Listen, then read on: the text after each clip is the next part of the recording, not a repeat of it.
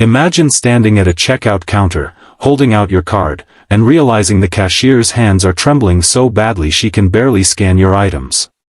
You ask her why, and the answer she finally gives changes everything you thought you knew about courage, kindness, and doing what's right. Stay with me till the end. You won't believe what happened when one single dad decided not to stay silent.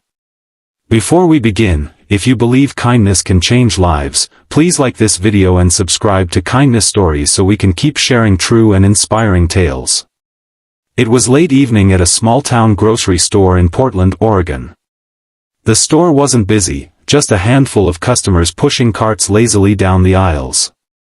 Daniel Carter, a 36-year-old single dad, was in line with a few groceries. His 7-year-old daughter, Emily, was beside him, holding a box of cereal like it was the most precious thing in the world. When they reached the counter, Daniel noticed the cashier.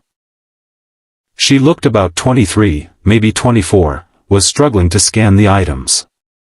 Her name tag read Sophie.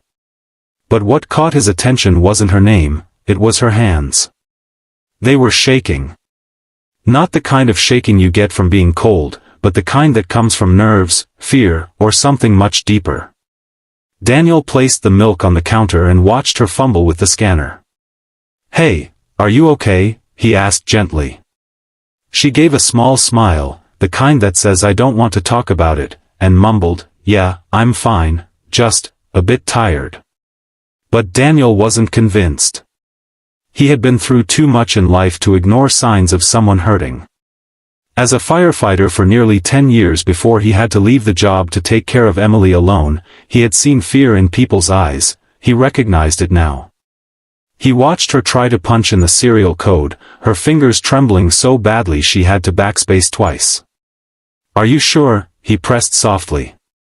"Because it looks like something's wrong." Sophie's eyes darted briefly toward the manager's office, a glass room on the far side of the store, and then quickly away. She shook her head. "It's nothing. Just a long day." Emily, in her childlike honesty, tilted her head. "Are you cold? Daddy can get you his jacket." Sophie gave a small chuckle that didn't reach her eyes. "No, sweetie. That's very kind, but I'm fine." Daniel's gut told him she was hiding something. He wanted to push further, but he also didn't want to embarrass her in front of other customers.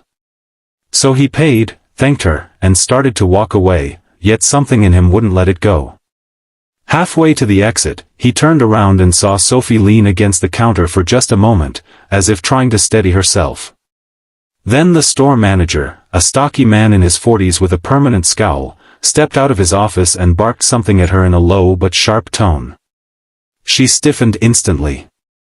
That was the moment Daniel knew, this wasn't about tiredness. He went back to the counter, waiting until the other customer had left. "Listen," he said quietly, leaning in just enough so Emily wouldn't overhear, "I've noticed you keep looking toward your manager's office. If there's something wrong, you can tell me." Sophie's lips parted, then closed again. "I really shouldn't," she whispered. It's nothing I can talk about." Daniel lowered his voice further. "I'm a dad. I've seen enough to know when someone's in trouble. I'm not going to walk away without making sure you're okay." For a moment, she looked like she might cry.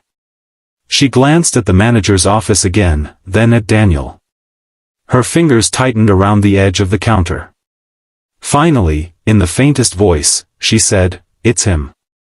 He harasses me." Daniel felt his chest tighten. "Harasses you? How?" Her eyes glistened.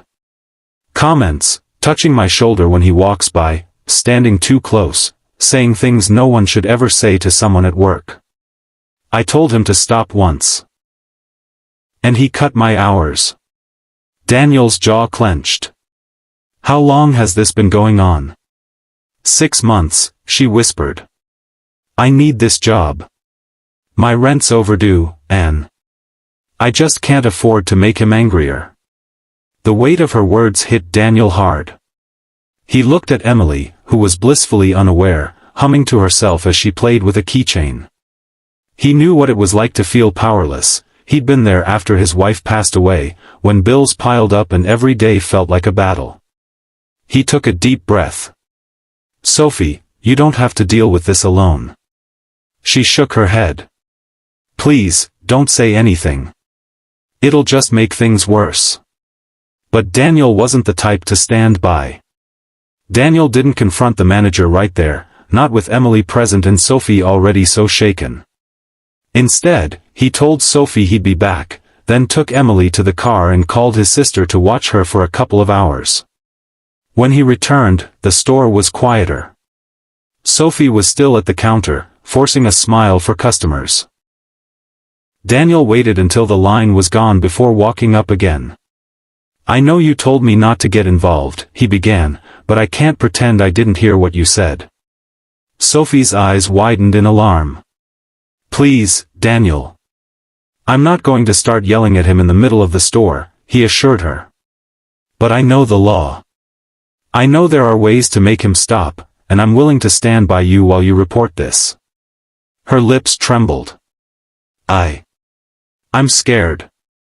"I know," he said softly. "But courage isn't about not being scared. It's about doing the right thing anyway." After a long pause, she whispered, "What if no one believes me?" Daniel leaned in. "Then they'll have to deal with me. I've seen men like him before, and they get away with it because people stay silent. Not this time." Slowly, she nodded. Together, they went to the break room, where Sophie shakily called the company's HR department. Daniel stayed beside her the entire time, his calm presence giving her strength. She described the harassment in detail, naming the manager and explaining how her hours were cut when she resisted. The HR rep promised an investigation and told her she wouldn't have to work her next shift until it was resolved. When they walked out, the manager saw them together and frowned. "What's going on here?" he demanded. Sophie's voice shook, but she stood a little taller. "What's going on is that I've reported you." The man's face went pale. You can't." "I can," she said, surprising even herself. "And I did." Daniel stepped forward just enough for his presence to be felt. "You're done intimidating her. If I hear you so much as look at her the wrong way again, you'll have more than HR to answer to." The manager sputtered but didn't reply. As they left, Sophie exhaled shakily. I can't believe I did that." "You did," Daniel said with a small smile. "And you're stronger than you think." She looked at him with gratitude in her eyes. "Thank you for not walking away." He shrugged. Sometimes, the smallest act of kindness can change someone's whole world. Later that week, Sophie called Daniel to say the company had suspended the manager pending a full investigation, and HR had offered her extra hours at a different location. Daniel smiled when he hung up. Emily, overhearing part of the call, asked, "Daddy, is she okay now?"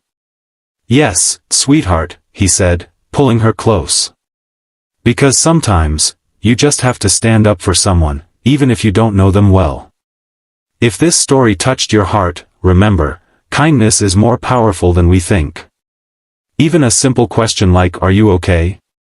can change someone's life. Please like this video and subscribe to Kindness Stories so we can keep sharing these powerful moments of compassion with the world.